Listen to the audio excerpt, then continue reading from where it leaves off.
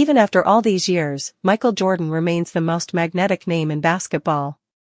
Anything connected to his airness instantly captures attention, because no matter where he played, Jordan defined greatness. Before he became the global icon who ruled the NBA, he was already a legend in the making at North Carolina. And recently, NBA Hall of Famer Ralph Sampson, one of the most dominant college players of his time, opened up about what it was like to go head-to-head with young Michael Jordan back in the early 1980s.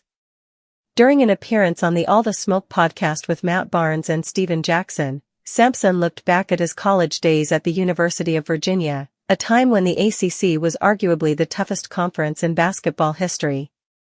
There was a pro player, at least two, on every ACC team, Sampson said. And Clemson was the worst, but they had 3 pros and they were on the bottom. That's how stacked the league was. Every night felt like an NBA preview. And in that brutal environment, Sampson stood tall, literally and figuratively, becoming a 3-time ACC Player of the Year. But there was one name that stood out even among the giants, Michael Jordan. When Barnes asked if he had any stories involving MJ, Sampson didn't hesitate. "We played college against each other," he said. "We won some games, they won some games. But one particular matchup stayed burned in his memory. Virginia and North Carolina were battling it out, and the game came down to the wire." That's when Sampson witnessed something unforgettable, the moment Jordan flipped the switch into what he called Michael mode. Michael was now in his Michael mode, Sampson recalled. His defensive mode. They need a steal, something to change the game. He steals the ball from my point guard, and goes down and dunks and wins the game. That single play, decades before his NBA heroics, showed exactly what Jordan would later become famous for, seizing the biggest moments and crushing opponents with sheer willpower. It's the kind of moment that defined MJ long before the world knew him as his airness. Sampson couldn't help but smile when he remembered it. "The only one that ever stopped Mike from scoring was Dean Smith," he said, referring to the legendary North Carolina coach. And he wasn't exaggerating.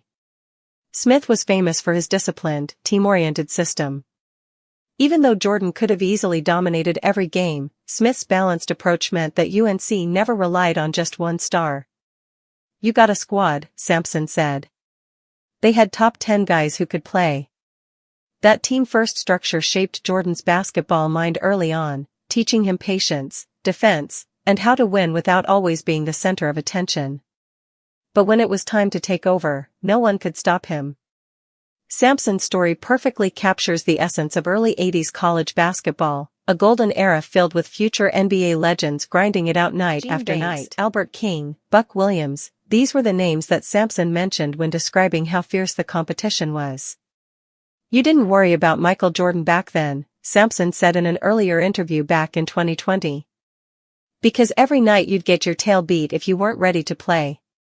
But even in that star-studded field, Jordan still found ways to stand out.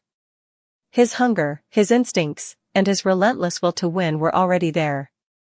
The same traits that would one day make him a 6-time NBA champion were visible long before his professional career began.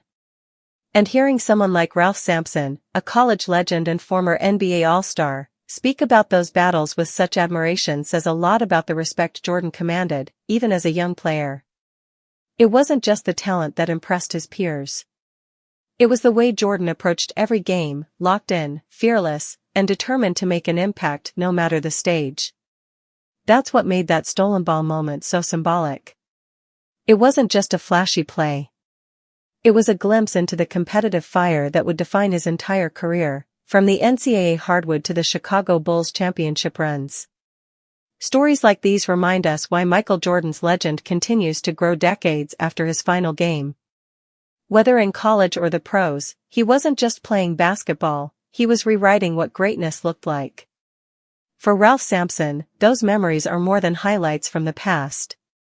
They're snapshots of a golden age, a time when future Hall of Famers were still kids, learning the game and unknowingly building the foundation for what would become basketball history. And in that era full of stars, Michael Jordan still managed to shine brightest. Even before the world called him the GOAT, he was already showing everyone, one steal and one dunk at a time, exactly who he was destined to be.